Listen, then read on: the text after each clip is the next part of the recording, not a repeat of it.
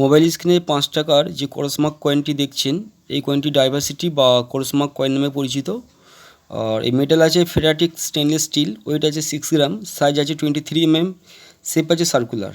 Reserve bank of India বিভিন্ন ধর্মের একতা বোঝাতে এই কয়েনটি 2007 সালে মিন্টেজ করে। এই কয়েনটি সাধারণত সিঙ্গেল মিন্টে দেখা যায়, শুধুমাত্র কলকাতা মিন্টে দেখা যায়, মানে একটা মিন্টে কয়েনটিকে মিন্টেজ করা হয়। আর এই কয়েনটি রেয়ার কয়েন, এই কয়েনটি দুর্লভ বা রেয়ার কয়েন। তা এই কয়েনটির দাম ফাইন টু ইউএনসি কন্ডিশনে 2,500 থেকে 3,000 বা তার একটু বেশি। 1 টাকার ডাব্বু কয়েন, হ্যাঁ মোবাইল স্ক্রিনে যে কয়েনটি দেখতে পাচ্ছেন এই কয়েনটি ডাব্বু কয়েন নামে পরিচিত। এই 1970 সালে এই কয়েনগুলিকে মিন্ট করা হয়। এই মেটাল আছে নিকেল, ওয়েট আছে 10 গ্রাম, সাইজ আছে 28 mm, আর শেপ আছে সার্কুলার। 1970 সালে শুধুমাত্র বোম্বে মিন্টে রিজার্ভ ব্যাঙ্ক অফ ইন্ডিয়া এই কয়েনটিকে মিন্ট করে, শুধুমাত্র বোম্বে মিন্টে, মানে 1970 সালে কয়েন হলেই হলো। তা এই কয়েনটি রেয়ার কয়েন। তা এই ধরনের কয়েনের বর্তমান বাজার মূল্য ইউএনসি কন্ডিশনের দাম আছে প্রায় 10,000 টাকা বা তার বেশি ইউএনসি কন্ডিশনে। যেহেতু এই কয়েনটা 1970 সালের কয়েন, আজ চলছে 2025, তার মানে 55 বছর আগের কয়েন।